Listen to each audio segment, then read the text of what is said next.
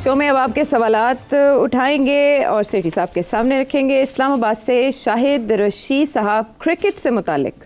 खुदा करके बड़ी मुश्किल से चैंपियन ट्रॉफी का फैसला हुआ और पाकिस्तान में होना करार पाई है, लेकिन अभी एक और जो है तकलीफ खबर आई कि ऑस्ट्रेलिया, इंग्लैंड और साउथ अफ्रीका ने अफगानिस्तान के साथ खेलने से इनकार कर दिया, ये कहकर कि जी वहाँ खवातीन के हुकूक उनके वायलेशन हो रही है। सवाल ये है कि यही सब टीमें जब अमेरिका में वर्ल्ड कप हो रहा था तो अफगानिस्तान के साथ खेल रही थी, तब उन्हें कोई इतराज नहीं था, कोई मसला नहीं था। तो ये क्या पाकिस्तान के अंदर कोई खास मामला है, कोई खास सूरत हाल है, और क्या फिर इंडिया भी नहीं खेलेगा? और अगर ये ऐसा होता है तो चैंपियन ट्रॉफी की क्या हैसियत रहेगी, और ये ऐसा हो क्यों रहा है? क्या इसके बैकग्राउंड भी अगर आप बता सकें।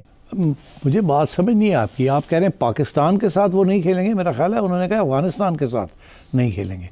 क्या आपने अफगानिस्तान का नाम लिया या पाकिस्तान का नाम लिया? अफगानिस्तान का। जी, लेकिन चैंपियंस ट्रॉफी तो पाकिस्तान में हो रही है, मुतासिर हो जाएगा टूर्नामेंट उनके मुताबिक। तो बात ये है अफगानिस्तान के बारे में आपको मैं बता दूं कि जब मैं चेयरमैन पीसीबी था तो एक मीटिंग हुई थी आईसीसी में, वहाँ अफगानिस्तान भी था।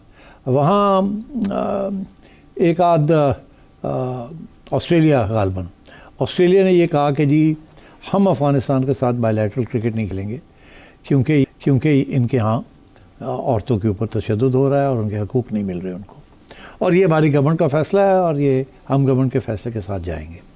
तो उस वक़्त वहाँ मैंने हाथ खड़ा करके ये कहा कि बड़ी अफसोस की बात है कि हम ये सुन रहे हैं, आप फिर सियासत को क्रिकेट के अंदर ला रहे हैं। सियासत को क्रिकेट के अंदर मत लाएं, क्योंकि सिर्फ़ एक सूरत हाल ऐसी है तारीख़ में जबकि सियासत जो थी वो डोमिनेंट थी, और वो थी जब अपार्टाइड रेजीम थी।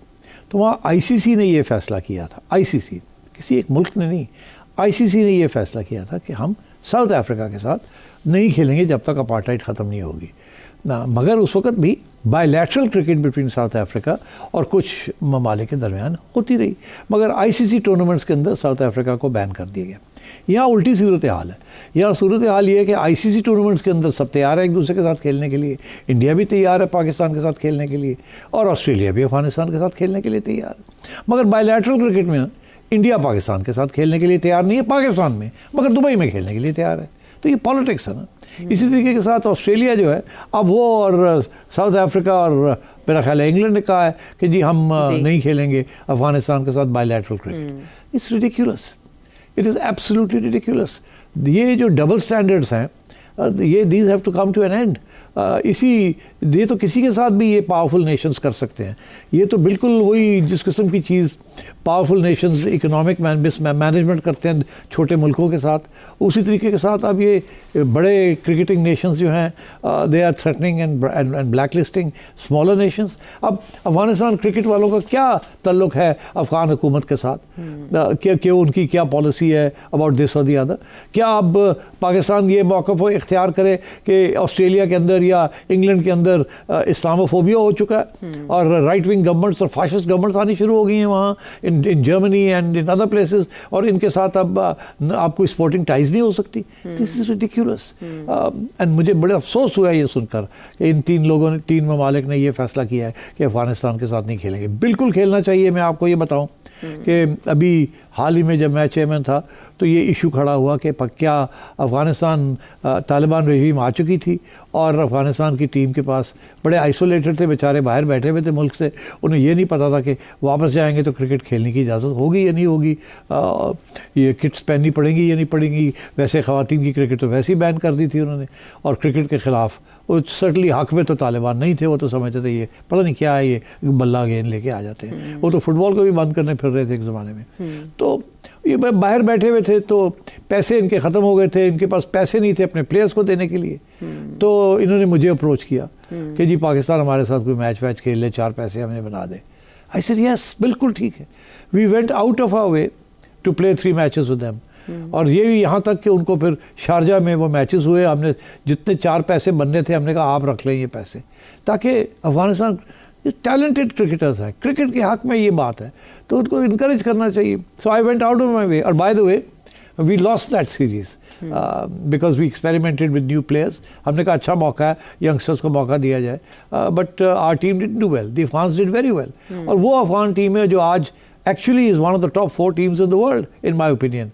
And so therefore, this is a very sad development that ICC चुप है और हमेशा आईसीसी चुप ही रहती है, बिकॉज यही 3-4 ममालिक हैं जो आईसीसी को भी डोमिनेट करते हैं। और उधर जो चेयरमैन जो साहब बने हुए हैं आईसीसी के, वो तो खुद ऐसी पॉलिसी फॉलो कर रहे हैं vis-a-vis Pakistan. So I am very sad to say कि क्रिकेट इज़ ऑल्सो, जैसे कहते हैं ना, being bulldozed by the politics of governments and cricket boards. ICC ने ये फैसला नहीं किया, ये फैसला 3 ममालिक ने, उनकी बोर्ड्स ने किया है। आईसीसी कभी ये फैसला अब नहीं करती। आईसीसी कहती है हमारे टूर्नामेंट्स में सब खेलें, और सब खेलते हैं। ठीक है। सो ये this is not surprising, ICC will not support this. मगर यही तो इंटरेस्टिंग बात है कि आईसीसी किसके बेसिस के ऊपर चलती है? Australia, England and India, big 3। Big 3 में से तीनों ये पॉलिटिक्स इंडिविजुअली ट्राई कर रहे हैं। वो कहता है हम अफगानिस्तान से नहीं खेलेंगे, वो कहता है हम पाकिस्तान से नहीं खेलेंगे। तो और जब इकट्ठे बैठते हैं, क्योंकि वहाँ ये 3 है या 4 है और बाकी जो है वो हम जैसे लोग हैं वहाँ, तो इनको मेजोरिटी नहीं मिलती, तो ये चुप करके कहते हैं हाँ जी हम सब खेलेंगे। तो this is way we are unfortunately. Right. अब बाल कैंट से मोहम्मद एहसान साहब। पाकिस्तान की फॉरेन पॉलिसी जो है ये कौन बना रहा है? ब्यूरोक्रेट्स बना रही हैं, गवर्नमेंट बना रही है, ये एस्टेब्लिशमेंट बना रही है? क्योंकि हर 3 साल बाद, 4 साल बाद पाकिस्तान की फॉरेन पॉलिसी बदल जाती है। इंडिया के साथ भी हमारी, स्पेशली अफगानिस्तान के साथ जो टेंशन हुई है, कहा जाता है ताकत जितनी भी इस्तेमाल की जाए वो उतनी कम पड़ती है। अफगानिस्तान के साथ हमारा आखिरी हल इस चीज का क्या है? जो टेंशन्स हैं उधर, वो आया मुज़ाकरात हैं या फिर ताकत के जोर पे टीटीपी को पीछे धकेला जाएगा? अब इंडिया की आप मिसाल देख रहे हैं, जिस तरह कतर से अपने बंदे सजा हुई थी उनके 8 या 16 बंदों को, तो माफ करवा के वो लोग वापस ले आए हैं। हमारी सफारतकारी किस जगह पे पहुंची हुई है, या हमारी कोई बात सुनना ही नहीं चाहता? फिर ये टीवी पे क्यों कहा जाता है कि हम लोग ब्रादर इस्लामी मुल्क हैं? तो ये ब्रादर इस्लामी मुल्क होने का क्या फ़ायदा है फिर हमें?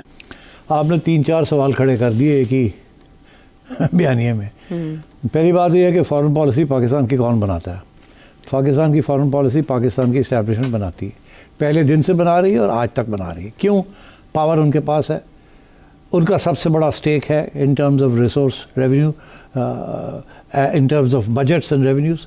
एंड क्योंकि नेशनल सिक्योरिटी स्टेट है, सो पाकिस्तान की आवाम ने आज तक तो कबूल किया इस चीज़ को, इसके ऊपर कुछ किसी किस्म की तनकीद नहीं हुई, ना चैलेंज हुआ है। सबसे पहला इंसिडेंट इसका ये था कि जब लियाकत अली ख़ान साहब को इनवाइट किया टू द यूनाइटेड स्टेट्स शुरू में, तो उनका ख्याल था कि पहले सोवियत यूनियन को विज़िट करना चाहिए। उस वक्त ये डिबेट चल रही थी, मगर उनको ब्यूरोक्रेसी ने, उस वक्त की ब्यूरोक्रेसी ने ये कहा कि नहीं, आप पहले अमेरिका जाएं, हम तो अमेरिका के साथ जाना चाहते हैं, हम न्यूट्रल नहीं रहेंगे, we want to be part of America. तो शुरू तो वहीं से हो गया। ब्यूरोक्रेसी जो है वो सिविल भी होती है और मिलिट्री ब्यूरोक्रेसी भी होती है, जिसे आप कहते हैं सिविल ब्यूरोक्रेसी और आर्म्ड ब्यूरोक्रेसी।